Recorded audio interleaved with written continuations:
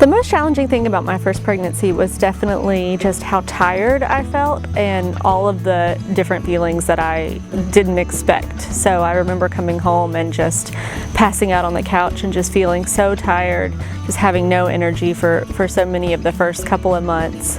And that was just, it was so different because it's not who I am or what I was used to. With my second pregnancy, the most challenging thing was probably I wasn't tired, because when you have a toddler running around, there's really no time to be tired. So I feel like I didn't really notice that part, but it was more challenging that there were just things I needed to do that my body wasn't cooperating with. So, you know, things to do to take care of her, to take care of the house, to do at work, and you know, you're just big and uncomfortable and you want to move faster and go and do things, and you just have to learn to stop and slow down and ask for help.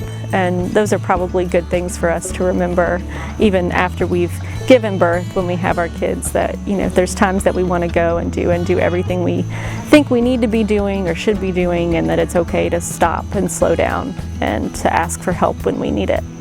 The most challenging part of my pregnancy was morning sickness. I had extreme morning sickness for the first 20 weeks of both my pregnancies, which included me being sick 6 to 10 times a day. So I could have used a lot of help on understanding why it was happening and how to help control it, especially with baby number 2 when baby number 1 was only 12 months old. The most complicated or challenging part of my pregnancy, I think it was the pain. So I've been a dancer my entire life, and I'm a really physically active person. And you know, it's challenging when your body changes in all these different ways. So things are going fine at first. You know, I have chronic pain. I've had chronic pain for about 10, 12 years now. So definitely worried about all these really intense physical sensations coming on board. And so during that time, especially as my belly was starting to grow and develop, I came to find out that my nerve was starting to actually pull away from my ribs. My baby's feet, both with Holden, who I'm holding, and Juliet, started kicking up into the right side of my ribs.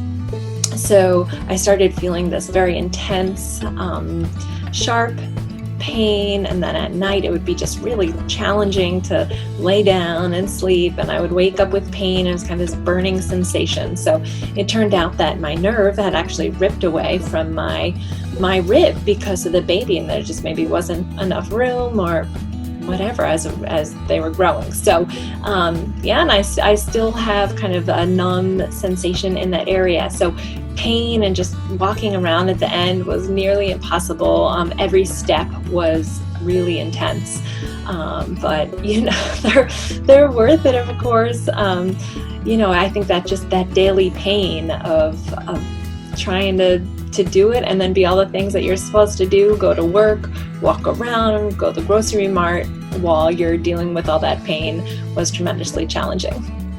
So the most challenging part of my pregnancy was to not deliver Liam like 5 to 6 weeks before he was actually due. So he was actually trying to come out 5 different times in the hospital visits, and it was so frustrating.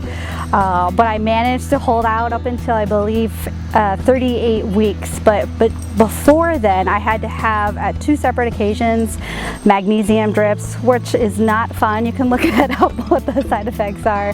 And it was just, it's between that and just having the patience to wait, be healthy, and just see like the light at the end of the tunnel. Because when he was trying to come out 5 separate times in the hospital visit before the 6th try, it was just super frustrating. And I remember on the 5th try that I cried and I said, I just don't want to do it anymore. But you just have to stay positive, have a really good support system, whether if that's a significant other or not. And then just when he finally came on June 20th in the afternoon, it was the best day of my life. So it was worth the wait. My most challenging part of my first pregnancy was being nauseous all the time, especially working in a healthcare setting where you encounter different odors. that did make me a little more nauseous. The Prego Pops, ginger ale, and mint or peppermint gum were my best friends for the first 4 months of my first pregnancy. My second pregnancy, the challenge was keeping up with a toddler as well as being pregnant and tired. So I tried to nap when my toddler napped and asked my husband to help when I became overtired. I guess the most challenging part of my pregnancy was not knowing who to go to, what to do, the unknown of pregnancy and what my life would be like post-baby. What was most helpful to me during my pregnancies was actually having a community and a network of people who were in the same kind of general vicinity and timeline of their pregnancies. I was fortunate enough to have people to ask questions, to kind of gripe with, and just kind of understand and mentally, physically, and emotionally prepare for this new life I was bringing into the world. The most challenging part of my pregnancy, I think, is being an OBGYN or a doctor and feeling like I took a baby home and had no idea what I was doing.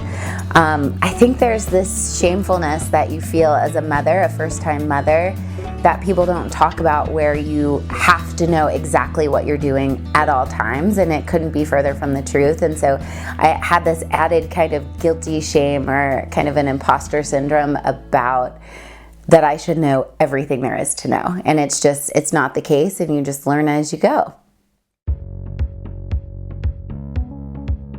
My name is Jaclyn Nunziato, and I'm the Executive Director of Huddle Up Moms, a new nonprofit in Southwest Virginia dedicated to empowering women through education, support, and connection. We are so excited to present to you a new and exciting event that will happen annually, our first Pregnancy and Postpartum Resource Summit. Unfortunately, because we know these times are crazy, we've decided to move everything to an online virtual platform, but we have been working so hard to make sure that this is user-friendly and available to all the moms out there. We have a free event on October 17th from 9 o'clock to 2 p.m. where we will be collaborating with so many amazing thought leaders in this community, all dedicated and passionate to women's health and maternal health. You're probably thinking to yourself the same mantra that we've all had in our heads. It takes a village to raise a family. And if you're like me, or you're like some of the members on our team that you've heard from before, you may be sitting there thinking, okay, I'm ready. Where does this village come from? And then feel like they're not coming. That's really what this summit's all about. How do you build your village? How do you build your support team? How do you thrive in the community? That's what we want to do for you. And that's our mission and our goal of the summit. Together, we have collaborated with over 40 plus providers in the community and are hosting workshops, webinars, Q&A sessions, mini interviews, all so that you can gain information about who you want on your team. Huddle Up Moms has partnered with over 40 plus thought leaders in the community to collaborate together and create an amazing event summit called the Pregnancy and Postpartum Resource Summit. We have midwives, doulas, OBGYNs, high-risk pregnancy doctors, mental health providers, prenatal yoga, fitness experts, lactation specialists, and many, many others, to name a few, all so that you can come and build your community with us. We have so many different features, including workshops, both pre-recorded and live for all those busy mamas out there. We also have Q&As where you'll be able to ask those hard questions that maybe you didn't feel like you could ask, or maybe you forgot to ask during your visits. Finally, we know you're busy. It's so hard being a mom. It's so hard being a family. It's so hard raising children, and we get that. But we really want you to take this opportunity to find some time for yourself, because self-care isn't selfish.